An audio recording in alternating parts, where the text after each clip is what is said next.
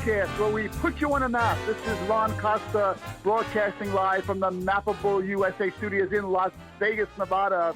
And today, folks, we're gonna revisit a very popular topic with opportunity zones. We're gonna bring on a guest that we had earlier, and we're gonna just do a little recap on what's going on, what the future of the whole market is like. And for that, let's bring in Vicki Hutchmala from the QOZ Marketplace and the Opportunity Zones Authority. Vicki, how are you doing today? I'm doing great today. Perfect day, although it's getting colder in Vegas. I think winter is coming. But we have an exceptional guest today. He's going to talk to us all about opportunity zones in Arizona and what his specific projects are. I can't wait. Same here. So let's bring in Jimmy Flores. Jimmy, how are you doing today? Hey, Ron. Hey, Vicki. How you guys doing? Thank you so much for the opportunity to speak. I am on my way to meet with the mayor of Douglas, Arizona. It's a border town, so I do apologize in advance if there's any communication issues here. No problem. Not a problem, Jimmy. So far, so good. So you're in your car. You're on your way to a meeting. Jimmy, I don't think there's anybody out there in opportunity zones right now that's really making more of an impact and going out and meeting people, and today's another testament to that. How do you do it? How do you get the energy to do all this stuff? Honestly, I think it's because of just the team that I've involved myself with, as well as the support that we're receiving from our governments and our stakeholders here in Arizona. I'm actually currently with a few of my team members right now, and since we last chatted, our team has grown significantly. We have nearly 40 advisors, partners, and team members on board with us here at Qualytics, and it's only growing. Our database of local stakeholders and national stakeholders that are interested in opportunity zones in Arizona, it clears 500. So we're really moving really hard on developing Arizona opportunity zones, and we hope to go ahead and figure out more ways to just continue the build. So I'm really excited to be here. Yeah, the growth in Arizona and, of course, in your company, is that due to the partnering that you're doing with the state and local governmental agencies? Is it because of their assistance that has allowed you to be so successful? I think that a lot of the work that we've been doing in regards to meeting with these local municipalities, meeting with local community leaders or significant landowners, especially in the rural areas, that definitely is a testimony to our growth.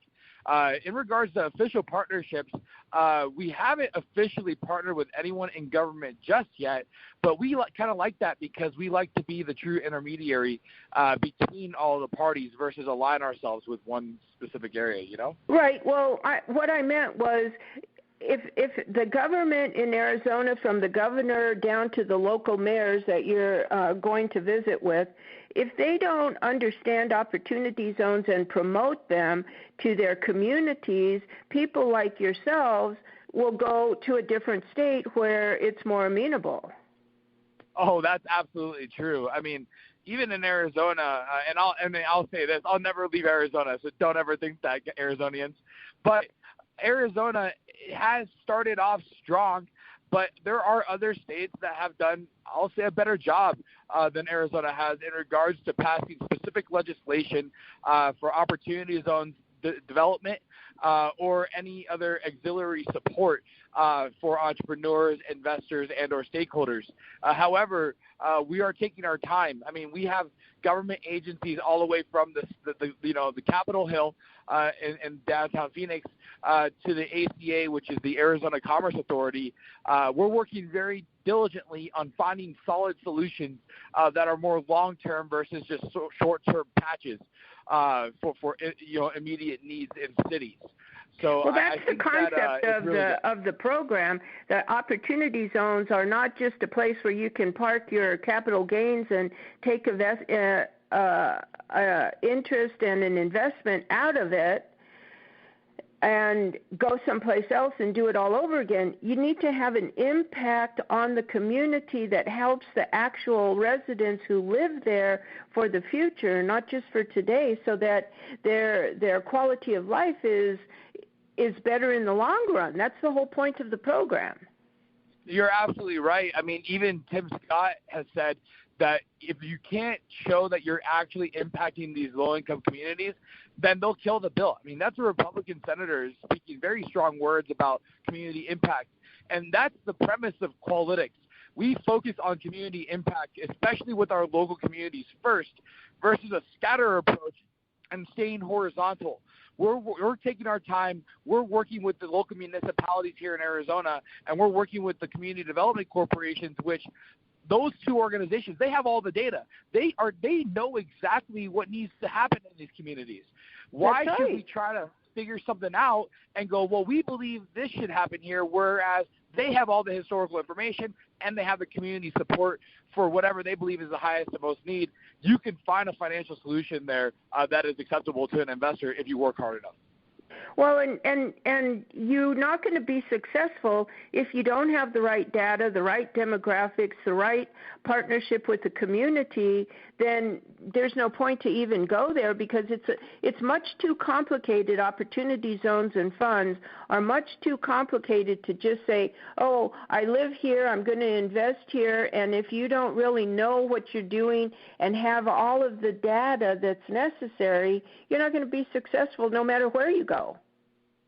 I agree with you, and I think that's exactly why we exist, because these qualified opportunity funds, they already have such a hard time raising money, educating stakeholders, and finding deals.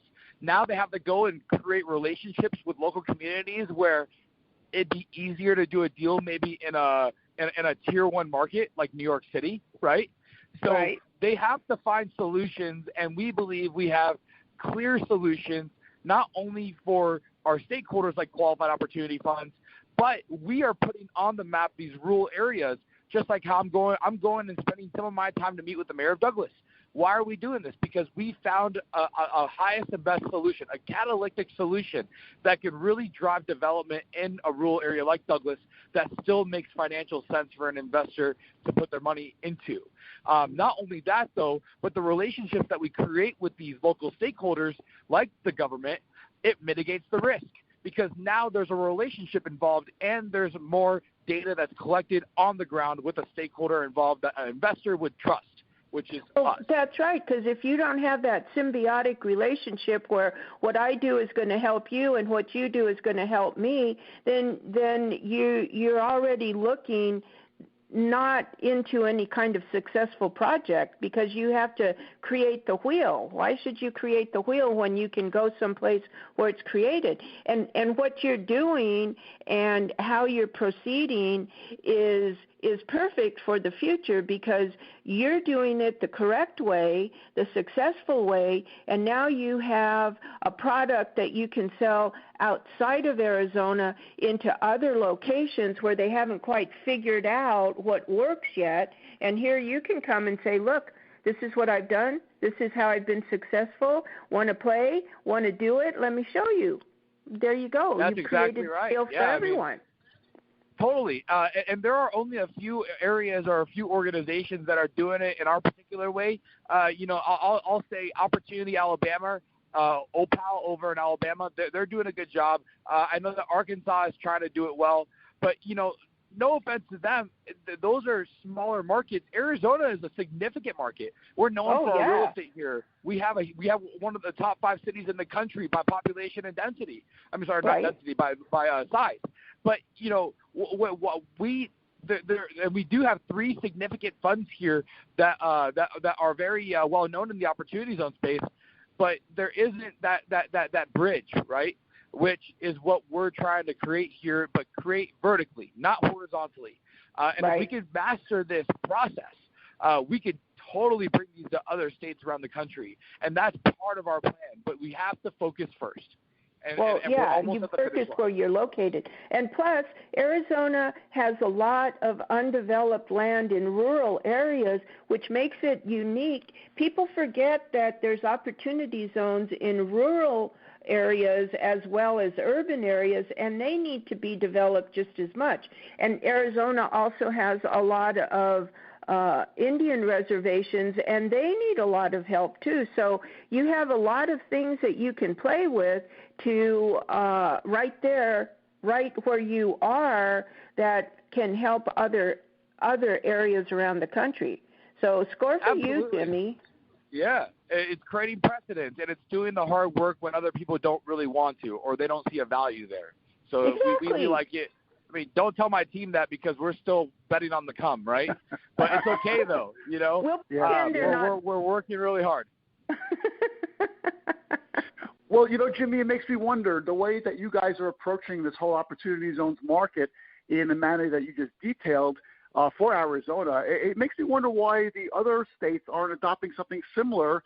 Is it because it's just hard work? Do you think that's it? I mean, it seems kind of obvious that your approach is the right way to go, yet you know, you don't hear too many success stories of Opportunity Zones outside of, let's say, Arizona. I think that it's because I'm not going to, you know, I'm not here to talk negative about any other states. It's just a lack of, let's say, specific knowledge or a lack of determination from the private marketplace. You know, we approached our Opportunity Zone opportunity a little bit differently. We didn't want to be an advisory firm. We didn't want to be a developer. We didn't want to be a fund. We wanted to truly be a steward to our local communities and do the best developments possible because we care about our communities here in Arizona. However, the model that we've created, because I'm a process guy, right? My background is civil engineering. I went to school for it a little bit at least. But yeah. we have created processes that you can duplicate in other cities, in other municipalities, in other states, counties, whatever you may call it. And we plan on utilizing our processes and the information that we collect and duplicating it. But purely from a process standpoint, that does not create success. You need to find people that care about their communities, that have an entrepreneurial mind, that understand this is how we can do it and it works. So it's not just one thing; it's multiple, variables that make the success happen, like what we're seeing in Arizona. Well, you need the vision before you can implement it. And if you don't have an all-encompassing vision for how to make the world better, which is what we're all here to do, then you're not going to go anywhere. But after you've created the vision, you've implemented, now you've created a product that has a huge value that you can leverage all across the country. I think so, too. And you know, I hate to say it, but it is relatively easy if you look at it from the outside coming in, right? I mean, all we are doing is just putting the work in. I mean, we have a little bit of an interest driving to Douglas, Arizona, but it's not singular. We're compartmentalizing our trips because we want to use our time in the best possible way, right? We're not just going to Douglas for one thing or another. There are multiple reasons why we go here. It's data collection, it's relationship building, it's meeting some local constituents that maybe have an interest with Opportunity Zones or maybe have a property they're looking to do that can roll into another development that we're already doing, right? There's a lot of different value points that we're collecting from our trip to Douglas, but this is not typical to what you would see with, let's say, a single developer or someone who is staying in their lane because they're focused on the one task. With us, we look at things holistically. We look at things you have from to see a things, bird's eye view. You have to see things in 360 degrees. And in order to have a true impact, if you're tunnel vision and you're only looking at this project and how much money you're going to make or how much capital gains you're going to defer, that's not the correct approach. That you're not going to be successful unless you create, like you said, the network, the partnership, and everything, so everybody's working together to guarantee the success of whatever you're doing, wherever you're doing. And that's what makes you unique, Jimmy. That's why we love you. We love having you as a guest on our podcast because you think in 360 degrees, and that's a little bit unique. Now, in the meantime, I might as well talk about what we're doing on the QOZ Marketplace website, how we've been adding funds to that site. There's a whole bunch of new funds that are out there, and we're adding the funds on a page-by-page basis. I think we're going to put up about 200 of them over the next, let's say, couple of days. Get that on the website, and people can now search for more funds on the fund list on QOZmarketplace.com. You can go there, check it out, Every page on the fund list has the fund managers, has a little description of the fund. It talks about the fund size, what they're focusing on, the geographic area of the country that they like, as well as the contact information for the fund manager with their email addresses, phone numbers, and website addresses. And most of the pages have that. Some pages we don't have the data for. Like, for example, there's a few pages that don't have phone numbers or email addresses or even websites. So that's things that people have to look into. All right, I'm back. Oh, look at this. He's back. Look at this. All right. I knew you'd be back. Dude, I knew did it. you go through a tunnel or what? I'm usually not a runner when someone tells me they love me, but I don't know why I got so nervous inside this time. No, but I didn't mean to scare you, Jimmy. I really, really didn't. Well, no, I mean, Jimmy, you know what? I was gonna edit that part out, believe it or not, but until you came back with that comment, and that's good enough to keep in the podcast. That was a great line. There you go. Of course. I'm here to help you guys out. Why not? Oh, it's really man. fun. And I wanted to say, because I was on a roll before I left. I know, and we decided you just kept on rolling and didn't realize you weren't talking to us anymore. Oh my gosh. But so what I was saying was that I'm going on a road show myself, our company. We're going to go to the OZAA's event in Pittsburgh. That's going to be October 31st and November 1st. And I'll be speaking there about community impact with opportunity zones. And that's going to be the first event for many for OZAA. And then I'm also going to Washington, D.C. To speak to EIG's working group, do a tour of Capitol Hill, and possibly speak to some congressional legislators about Arizona's opportunity zones. So we're going to be pretty busy. We're really trying to put Arizona on the map and bring some good dollars here and some good publicity. Oh, that's great. We know the OZ Opportunity Zone Association of America. We know them. We've done podcasts with Aaron. But what is this other thing that you're going to, EIG? Yeah, so EIG is called the Economic Innovation Group, and they were actually the group that curated the Opportunity Zone legislation back in 2015. I recently joined their working group, which is invite only membership, and I'm one of the only. I think I'm the 81st member. Maybe they have some more, but I'm actually one of two members that are from Arizona. So I was very blessed to join the group, and I may be able to have John Letary come on or Catherine come on as well to speak about their group. But they're doing some phenomenal work in D.C. in regards to legislation, lobbying for opportunity zones, as well as feedback for data that they're collecting that they're giving to our group.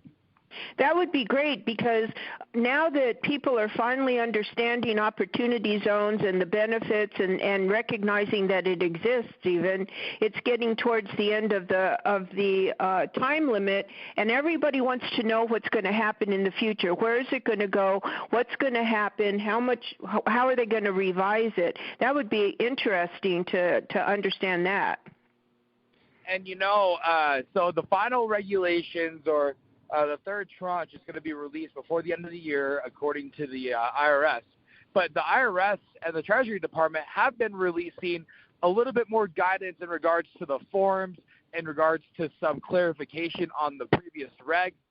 So you could go to the IRS's website and see some of those updates.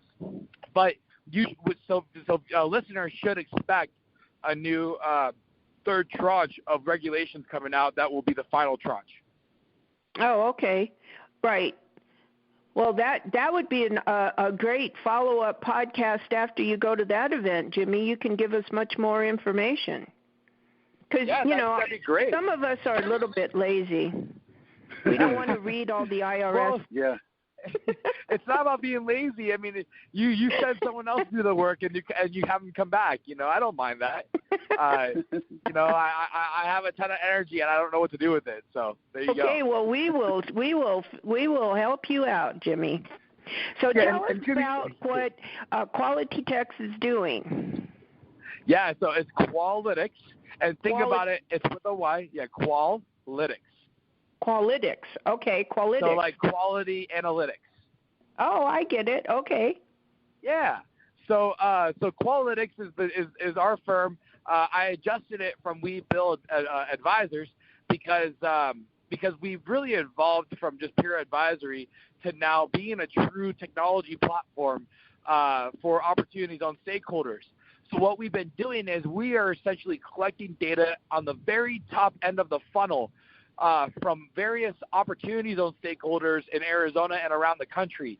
And what we're trying to do is we are just trying to figure out what their needs are and how we can help them. And by collecting this information, we have created a roadmap and a gaps analysis based upon our methodology on what they actually need. And because we have been collecting information from various stakeholders, I'm talking about, investors, developers, entrepreneurs, attorneys, CPAs, government officials, I mean, you name it, we have them in our database. We're able to essentially connect them very similar to how your marketplace works, but this is more closed. This is more, even though we're technology-based, it's more interpersonal, right? Right. Where we get them. The whole goal for us, for anyone in this industry, is to create a successful transaction with the most impact for that community. So Correct. However we can do that, if we leverage our internal technology processes as well as our interpersonal skills with getting information and providing them feedback or providing them results, that's how we show our impact and show our work in this space. And so that's what we came up with Qualytics, because we're all about qualitative, which is more so not with numbers, but more so on the how and the why. And then analytics, because we are all about data and all about analyzing our information. Oh, excellent. So, how do you raise money for your endeavors? So, for instance, we have a few projects that we've called what we call full production. So when we get information about, let's say, property, right? A property owner wants to sell their land, or a city wants us to buy that land, right? We'll go ahead and do our due diligence, just like any other, let's say, developer or opportunity fund would. But we aren't the actual developer nor the opportunity fund. We are still the intermediary. It's just that we're doing a lot of the legwork so that other stakeholders don't have to, because Right. of the information that we get. So we have current deals under contract, or I don't like to say deals, opportunities under contract, because we have identified that these are very awesome opportunities that would significantly impact these communities.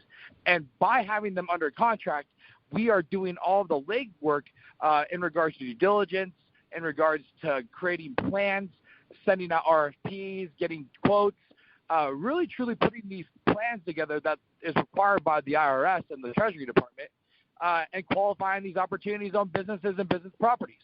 Now, once we get them to a certain point, let's say that they are just great deals, we got the target IRR that we needed for the investor, we essentially resell our interest in that opportunity that we secured over a period of time, as well as our plan, and we make our money on the fee, on the spread, which is a very cool opportunity that we have right now that we're working on. We have 3 different unique opportunities in Douglas, in Greater Phoenix, as well as other parts of Arizona. But that's just one part of how we can make money or contribute to the success of an opportunities on development. Everything in between, in regards to, let's say, access to our information, lead generation, membership, whatever that may be, that's auxiliary to the successful transaction that we can be able to make money on. Got you. That's kind of like what we do. Yeah, it's a great business model. To Absolutely. make it happen. Yep. Yeah, and yeah, exactly. I'll tell you this: even though we have a strong technology stack, we try to keep it as interpersonal as possible, very similar to what you guys do too. And we try to only do it here in Arizona because we know it very well here, right? However, I do foresee that in the future, once your organization's building up, ours is as well, and I'm sure a few others around the country, we're all going to have to kind of band together and share information, because that'll just be the total success of the whole Opportunity Zone program in the United States. And so I really look forward to seeing everyone kind of do what we're doing in the manner that we're doing it. Right. It's the natural extension of what's going on. There come a point where we gather information in a certain way from certain places that may be different from what you're doing, but putting it all together so you have one big pot with all the information from different sources, that's ideal. Yeah, you're absolutely exactly. right, and I think that that's a very good point, and I also think that that what we realized this transition to go this path was purely because I know that I'm a marketer myself. I can speak very well. I spoke at the Arizona Association of Economic Developers in front of a group of almost 200 people that are either part of the municipalities or politicians, and I didn't come in technical. I came in with a creative mindset or with energy, trying to get them to think about their opportunity zones a little bit differently, right? But exactly. I had that confidence because of the data that we had. We are data collectors at the end of the day. By collecting as much information as possible and organizing it in a particular way, we had that confidence and that swagger to go ahead and speak what people want to hear and actually do it, right? Exactly, because you have to have a passion for what you believe in, and if you have that passion in what you believe in, and you know what you believe in is correct, then you can do anything, because basically it's easy to change the world as long as you have a passion and believe in what you're doing with a vision to go along with it. Then changing the world is an easy thing to do. And that's, I think, what you're doing, Jimmy. Well, oh, wait, I won't tell you how much we love you, because you might hang up again. No, I won't, I promise. But no, especially in this world where it's dominated by the old guard of, and I always, when I talk to people about opportunity zones, I talk to them about what happened in the 80s with alternative investments, right? Blackstone came in and really turned around this world of alternative investments, and now they're one of the largest hedge funds in the world. Right, and alternative investments are now this huge asset class that is just really dominating the space of investments in America. However, opportunity zones is not a program. I look at it as an asset class. It is something that can be completely put on its head and going, oh, did you invest into this opportunity investment, which it could be a business, it could be a product, it could be a real estate, right? And does it perform? And is it doing this certain thing? Is it showing impact? And you could put a ticker to it. I mean, why couldn't you create these massive hedge funds or these qualified opportunity funds and have them be this next alternative investment that will lead the development of the United States in the future, years to come? I'm not saying that's going to be us, because even though on the last podcast I talked about how we want to create an opportunity fund, and we were doing that, we pivoted just like any other startup would, and we realized that we did not want to be that role. And so we actually are working now with other opportunity funds and supporting their businesses, because that is not my core competency. I realize that is not what I'm meant to do. That is not what I'm good at. I am very good at conveying a message that will that will spark energy into someone to make a determination and move. That's what I'm very good at, and we back our energy with data. That's what gives us the power to move forward.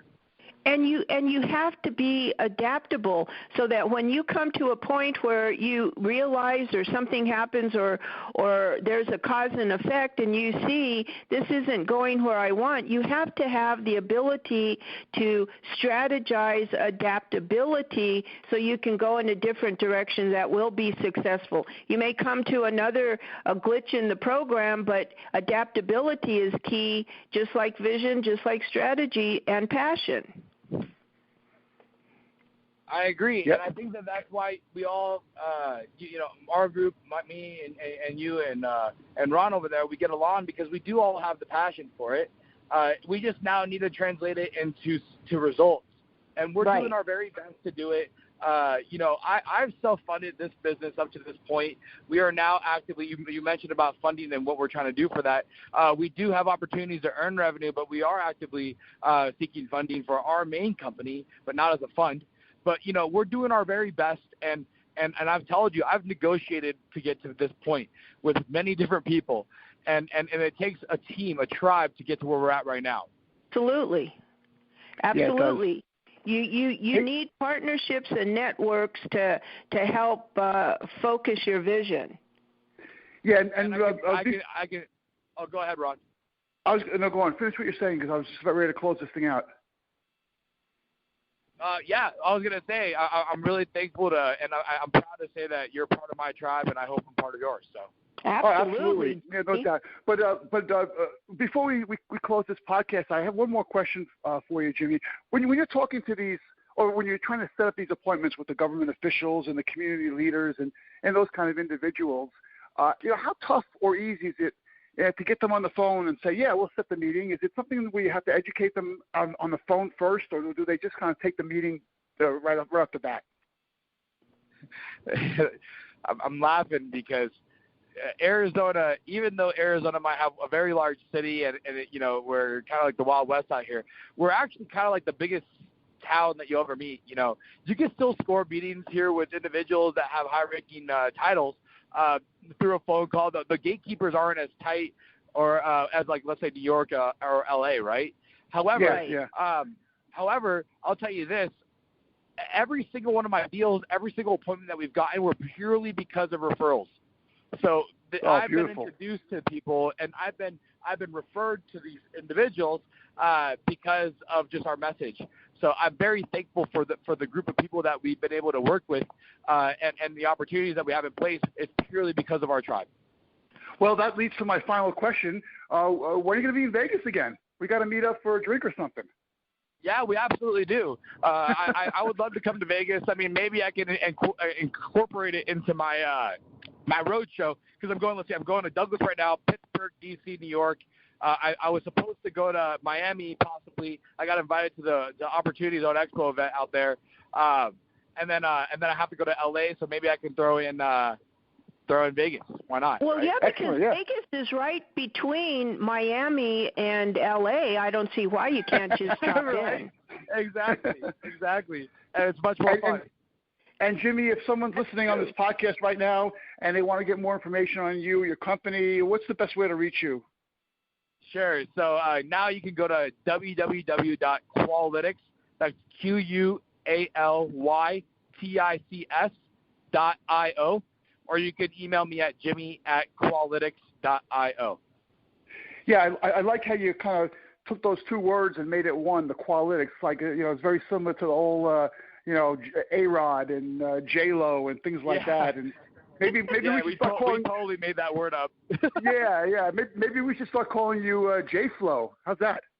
There you go. J-Flo's cool. Jimmy Flo. Actually, on my email signature, I used to have it as Jimmy Flo when someone would add me on Gmail or something. I thought it was a little bit easier to remember. Yeah, that's exactly right. Oh, man. Okay, that's great. Well, Vicki, you have anything else before we close this out? Well, I can't think of anything except that, remember, we're looking forward to doing a podcast with Jimmy and Neil Bawa from Grow Capitis. That should be really exciting. Yeah, we're working on that Neil's one. Great. I saw Neil here in Arizona, and we took a photo together. I actually got to post that, but Neil is fantastic. He's really killing it in the Opportunity Zone space. Yeah, and he's as passionate as you are, Jimmy, and it's your passion and your belief in what you're doing that makes you so likable and want to partner with. It's that pure passion that exudes from you, and that makes you such a wonderful podcast guest. Oh, gee, I was going to say this is why we love you, Jimmy, but I guess we're at the end now. Oh, come on. No, it's okay. He's definitely going to hang up on that one. You guys are awesome. All right, everyone. Thank you, Jimmy Flores, for taking the time out on your trip for this mobile podcast. It was great. Apologize for a little problem back there before with the reception. But anyway, really love this podcast. A lot of good information. You guys are doing a great job over there. So thanks again for being on the show. We really appreciate your time. Vicki, thank you for co-hosting the show with me today. This has been great. And everyone out there, you're listening to the Mappable USA podcast at mappableusa.com. You go to that website, scroll down for our syndication sources, which, by the way, we've added a whole bunch of other ones, too. We're going to have to update that site on that. But the show keeps getting syndicated left and right, which is great. But if you go to that website, pick the syndication source you like the best so you never miss another one of our episodes. And if you want to be a guest on the show like Jimmy was today, there's a guest tab. You just fill that out we'll see what we can do about getting you on the show. So once again, everyone, thank you all for listening. Thanks for subscribing. Thanks for all your support. We'll come at you next week with another Mappable USA podcast. Have a great week, everybody.